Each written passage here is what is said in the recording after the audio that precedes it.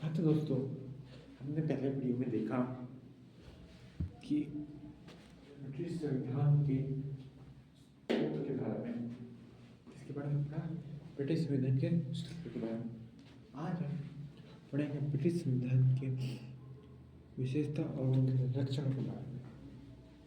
इसके बारे में विशेषता और लक्षणों के बारे में, इसमें हम इसे एक डायग्राम के द्वारा सुनेंगे। आज हम बिंदु को बांटेंगे।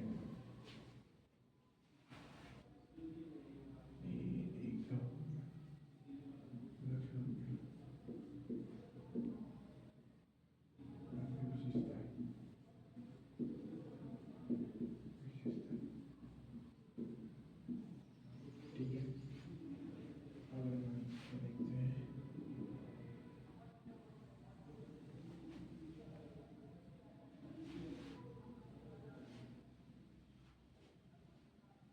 पहला इसमें आगे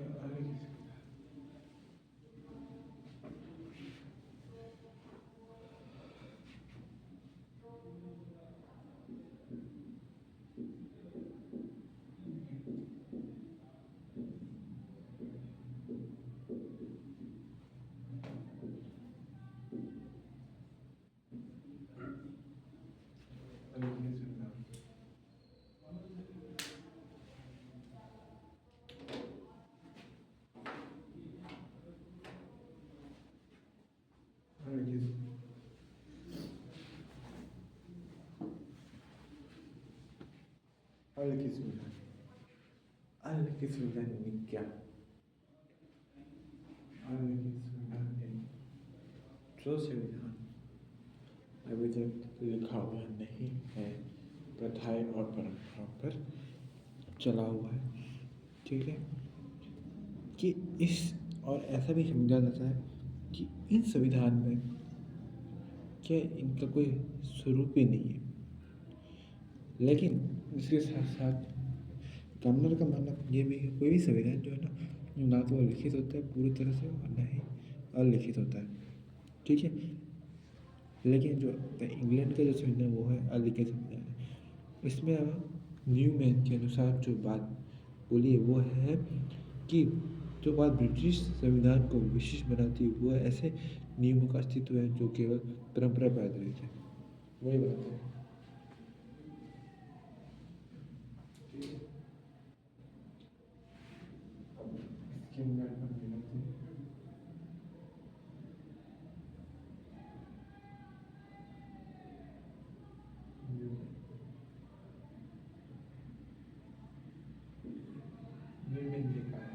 कि एक स्पेशलिटी है, प्रथाएं और परंपराओं पर ही चलती है, समझिए।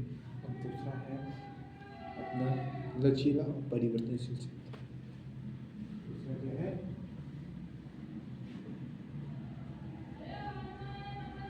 लचीला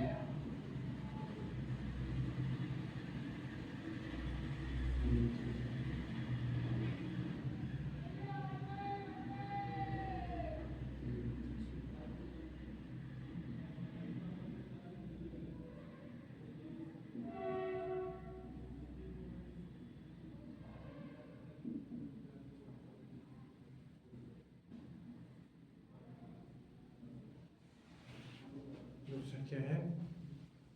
लचीला और परिवर्तनशील संविधान। अब अभी लचीला और परिवर्तनशील संविधान का तात्पर्य क्या है? ये जो लचीला संविधान है यानी कि इसके अंदर संशोधन है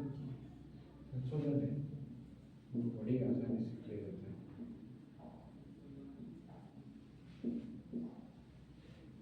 क्योंकि ये इसको आसानी से इसका परिवर्तन किया जाता है। अपने भारत में भी ऐसे है, लेकिन अपने यहाँ पर लचीला और कठोर संविधान दोनों संविधान पाए जाते हैं, लेकिन इंग्लैंड में खाली लचीला संविधान पाया जाता है जिसके अंदर संशोधन करना बहुत ही आसान होता है। ये था, ये तो दो तो लक्षण, जैसे एक तो था लिखित संविधान और एक था लिखित संविधान। ठीक है, और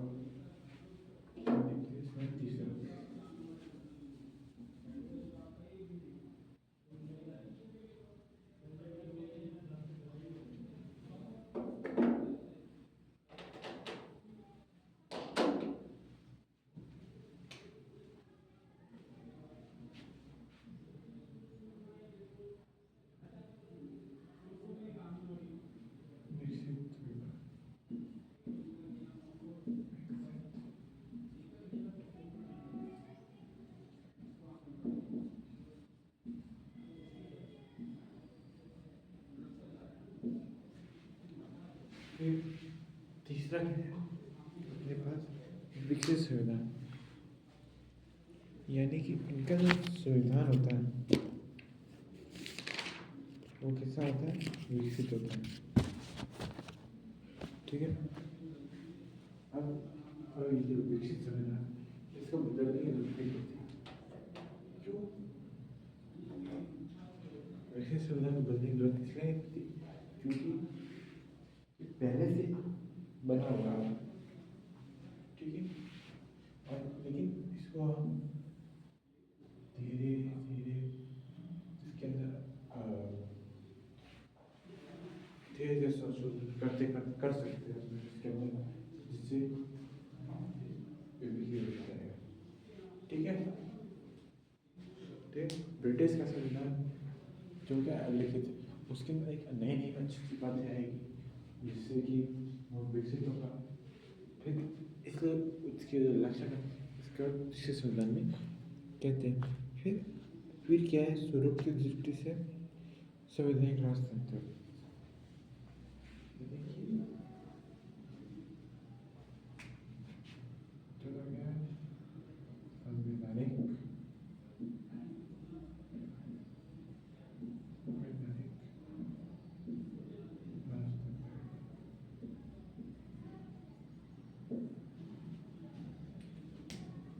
क्या है ये संवैधानिक राजतंत्र। राजतंत्र यानी क्या, यानी राजा का शासन। ब्रिटेन में क्या था, राजतंत्र था। क्या था, राजतंत्र। लेकिन वहाँ पे चलती किसकी थी, प्रधानमंत्री की। जैसे अपने यहाँ पे चल अपने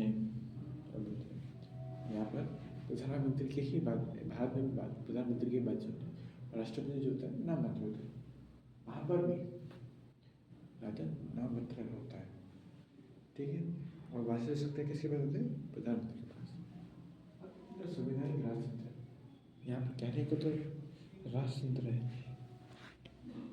बट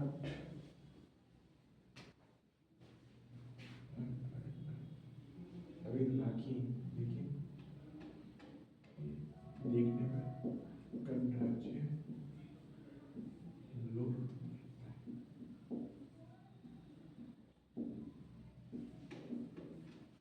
यानी ये अपना कैसे दिखता है, गणराज्य लोकतंत्र से, क्योंकि वहाँ पर अलिखित संविधान है, लिखित संविधान है और लिखित संविधान संवैधानिक राजतंत्र है और गणराज्य, यानी कि इसमें राजा के पास पावर ना हो गया,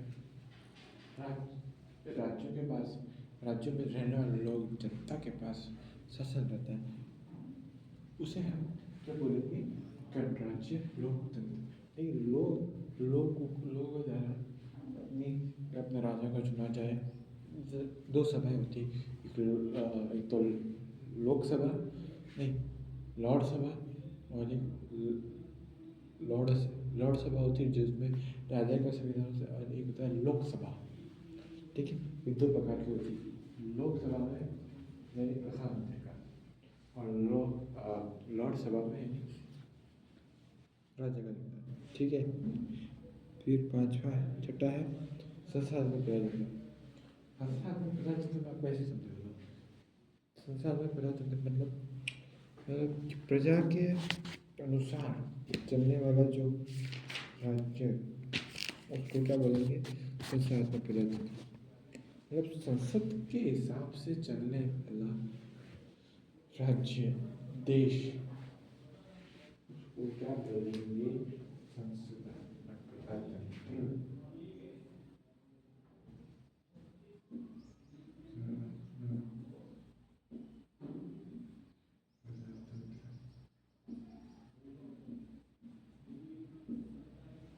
क्या बोलेंगे उसको, संसद जब जनता का राज, जनता के लिए जनता द्वारा जनता के लिए शासन।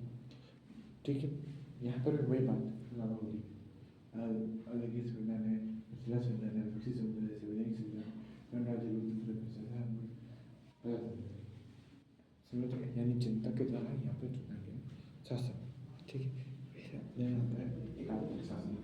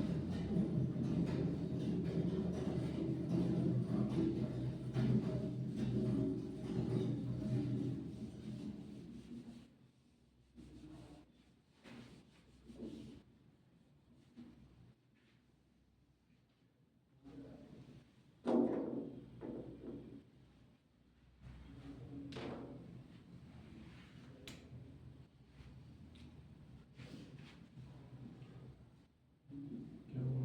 एकात्मक शासन, एकात्मक शासन।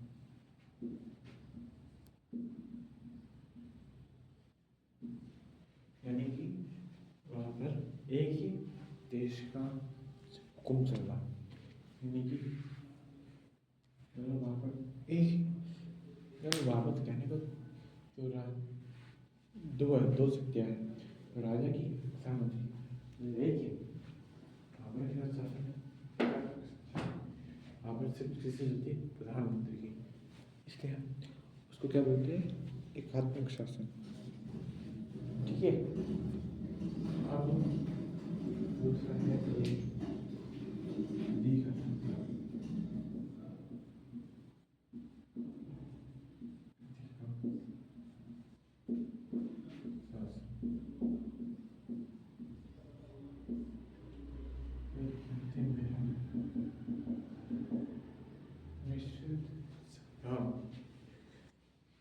दूसरे में क्या है? मिश्रित शासन बना है।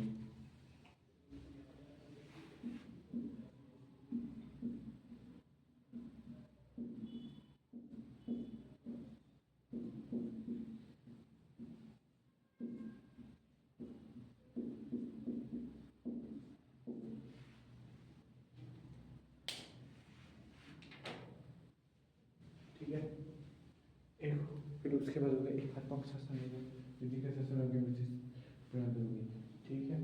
समझ गए? ये है उस ब्रिटिश संविधान की विशेषता है, समझिए। आज इन तीनों के बारे में आप हमें कमेंट्स करके बताएंगे कि इसके बारे में क्या क्या होता है, एकात्मक शासन में क्या होता है, विधि के शासन में क्या होता है, और मिश्रित शासन प्रणाली क्या होती है, इसके बारे में आप बताएंगे। इसलिए इसको लाइक शेयर और सब्सक्राइब जरूर कीजिएगा। जय हिंद, जय भारत।